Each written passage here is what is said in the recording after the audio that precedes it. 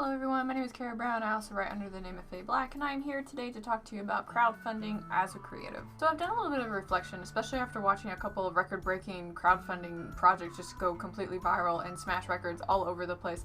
And I went in and I did kind of like an analysis on both the people that spearheaded the projects, what worked very well with the projects, and I wanted to share those observations with you guys because in my perspective, crowdfunding is kind of the way that a lot of projects are going, but that doesn't mean that you should launch right into it, and I want to explain why. If you're wondering what I'm talking about in regards to a crowdfunding project, it's basically where you put a project out there and you kind of ask the world to help fund it. It could be in the form of a pre-order, it could be in the form of a Kickstarter or an Indiegogo project, anything like that. It's starting to take shape in a couple different ways, but a lot of people kind of understand the concept of a Kickstarter and Indiegogo because those have been around the longest. So I'm going to keep using the word pre-order as I move forward because a lot of the people who come to my channel are writers and creatives, and they understand that pre-order is something that you pay for in advance that you don't have yet, but you are promised it, right? So going forward, I want to talk about why it's successful and the elements that make it so. So in my study, looking at a couple different case studies, both on Indiegogo, Kickstarter, my own boss's project, in regards to what made it like basically break amazing records in record amount of time, is that they had a devoted fan base. And these were fan bases that were cultivated over time. They had a relationship, they kept in contact, and they were kind of catering to a need that that group had. Brandon Sanderson has been writing for a very long time. He's got a very established readership. And his work is of quality. It's not just, stuff that he just kind of vomited out and said, well, maybe somebody will like it. He's usually very particular about what he puts out there and what it looks like, which leads me into the next element that makes these things do so well, which is that the people that make these things make them because they are absolutely passionate about them. And I should probably elaborate a little bit more on that. These aren't just projects, these are projects that they absolutely adore and they want out there in the world. And on top of it being something that they absolutely love, it's also stating a need that the people have in general. In the case of Eric July, with his comic that he had come out, he was stating a need within the comic community to move away from writing within the woke genre and to move back into like a more traditional sense of what comics used to be. And because he did that and because he was stating a need, a lot of people kind of congregated to it because that's what they wanted to support. There is a webcomic on Webtoons, it's called Let's Play, and it might be one of those ones that you're always getting adverts for because it's one of the Keystone comics that came out. But the creator of that comic is usually like, she's in the always kickstarting kind of business phase. But the thing with her comic is that she is still kind of catering to the need of her audience as well, which is having geeky humor, cartoons, kind of mixed in with some adorableness. But it's also talking about like some adult situations and mature ways to kind of approach them, which, there's not really a lot of stories that do that in a way that actually still makes it entertaining and engaging. So she's meeting that niche. Keanu Reeves collaborated with a comic studio in order to make his own comic, which will probably become a movie, which he will probably star in. There might be like a little bit of a method to this, but he made something that he absolutely loved. He did it with people that also loved it, and he made it to his audience, which also love it. And it probably helped that he released it on his birthday, so we were all kind of like, having like a wholesome moment. And, it's just, you guys can kind of see a pattern here. Just my observation recap on what makes these successful. Again, it is somebody that has gotten established a followership. They are making something that they love, and they are also fulfilling a need that is out there. Those are like three key things that are really important when it comes to the success of doing any kind of thing that involves crowdfunding. And unfortunately, that first one, I think, is what authortube in general is going to have a really hard time with. The amount of authors on authortube that are traditionally published are very small, like very, very tiny. Like I have a handful of them, right? A lot of us are independent. Like I was traditional, I'm probably about to go independent. We'll see what happens. But what I'm trying to get at is that with the traditional readership, it's like a badge of credibility because you had to, go through the agent, you had to go through the publisher, and then the publisher had to refine your work, and then your publisher kind of sends it out to the masses in general, or at least promotes it in some capacity on top of whatever your own efforts are. And that, again, it's the credibility, and it's the fact that I am an established author and I've done blah, blah, blah, blah, blah. I could talk about this for a hot minute. But what I'm getting to is that a lot of people on authortube, they're not traditionally published. They're little channels kind of like exploring their writing style, putting a story together, and that it would be a very big risk for somebody to go and, crowdfund a authortube project, right? I'm not saying that to discourage you. I'm kind of saying that to tell you that maybe you should start promoting more of your work, maybe write some short stories, like have some things that are examples of your writing that are out there for the public, so that way they can peruse, read it, get a feel for it. You could put it as a newsletter, Carrot. But that way at least people will have examples of your writing, so that way they can decide if it's going to be worthwhile to actually back up whatever your project is. So keep that in mind if you are thinking about doing a type of crowdfunding project or a pre-order, so that way they can make that assessment.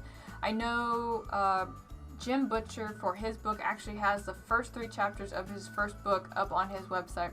And he can get away with doing that because for that particular series, he has like 22 books out right now. So 3 chapters of the first book out of 22 books is really not very much for him. But I would encourage you to actually do that and see if you can get folks to be willing to work with you and help promote whatever crowdfunding is that you're doing. Because again, when you're catering to a need that people have and they're really excited about, they're going to go tell their friends, right? So you want to make sure that you are telling their friends. Now, on the reverse side, if you're sitting there wondering that you're going to make a book that's going to make people angry, you can't really get away from that. Actually, in, Keanu Reeves' Berserk, Brandon Sanderson's Kickstarter, and Eric July's pre-order campaign, they all had a big, well, I don't even know if it's big, loud, we'll say loud. They all had a loud demographic of people that weren't happy with it.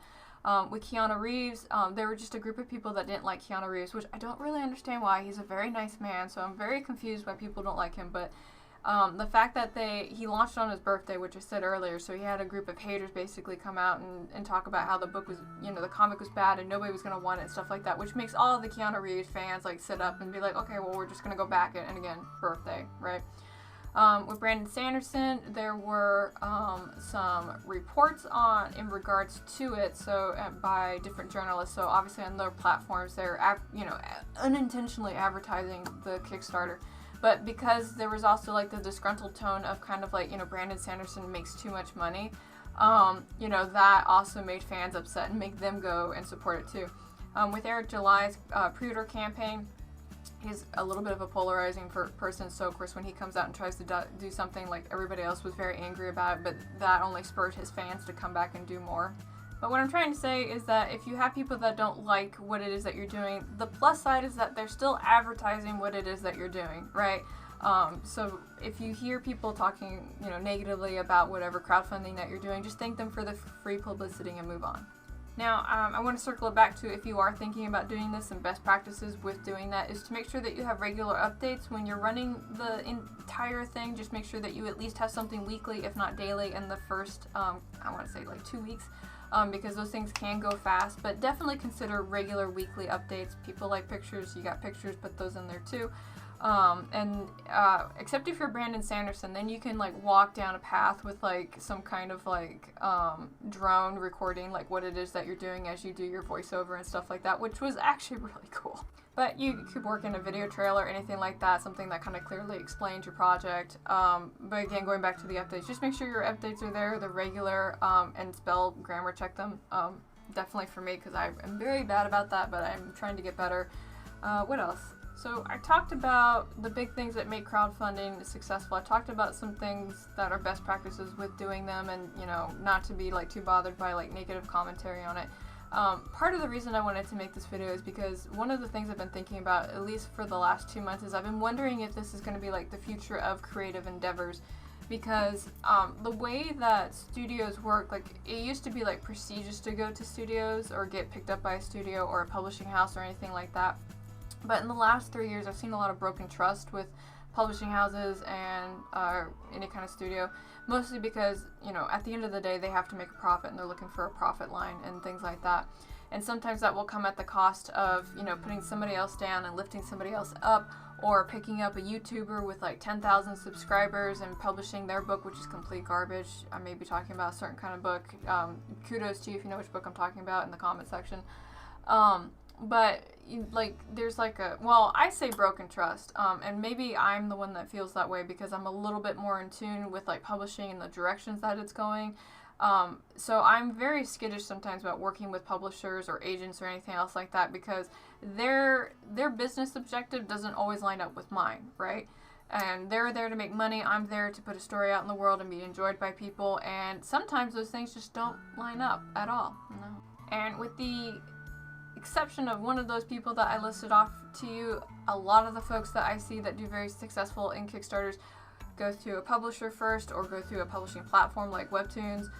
They get a followership and a fan base, and then they can go indie after that, because at least at that point they have like a guaranteed promise that they'll be successful with it, right?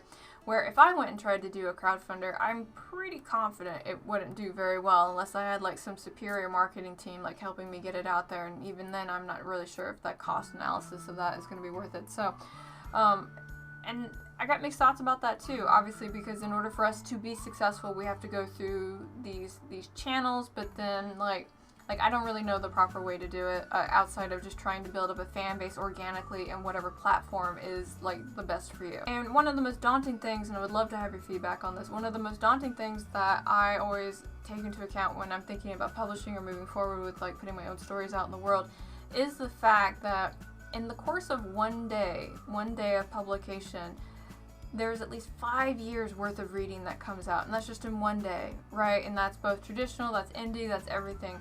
And so then people have to swim, right, through everything that's out there to try and maybe hopefully find yours. So are you a person that is able to be heard in this very noisy world, right? Got that from positioning, and it has stuck with me and kind of kept me up at night, because obviously at the end of the day I also want to be successful. I would like to have books out there that people enjoy, and I would like them to be able to share those books with other people, right? So I guess the question for me is, how do I do that, and then how do I use that information in order to make whatever crowdfunding I would do successful? This isn't me saying I'm doing a crowdfunding, it's just things that I think about, so just thank you for the thought train. I'm not really sure if this is like the future of creatives in general. If it is, then it's definitely something that is going to take a while. A lot of the people that I follow on YouTube that ended up doing a crowdfunder were at least very active on YouTube or whatever social media platform that they were on for a minimum of 2 years, right? A minimum of 2 years, and that's actively producing videos 1 to 3 times a week. That's building their community, that's fostering their community. And maybe that might be taking some of them over to outside resources like Patreon and all this other stuff in order to help continue to fund these endeavors, right? So there's a lot that goes into it, and my gut tells me that I think that this will be the future of doing it, but we're going to go through growing pains, because anybody can sit here and make a pre-order campaign, right, and say buy my stuff, and then they'll become extremely disheartened when nobody goes and buys it. Maybe they don't want to purchase it because it's a risk, they've got no credibility, you know, insert whatever reason that you have here. But I feel very strong, right, like it's in my gut that this is somehow the way that we're going to end up going. And a question that I would like to ask you, now that you've made it to the end of the video, are your thoughts on crowdfunding. Maybe you want to dive into your thoughts on the risks of it, why you think it may work, why you think it may not work. You can comment on any of my points as well. I would love to hear your commentary on it. But yeah, so that brings us to the end of the video. Thank you for listening to me ramble about this topic that's probably troubled me since Brandon Sanderson's Kickstarter went out. And I'm looking forward to your guys' feedback and would love to hear your thoughts and opinions. But with that, I am going to sign out, and I will talk to y'all again real soon. So, bye!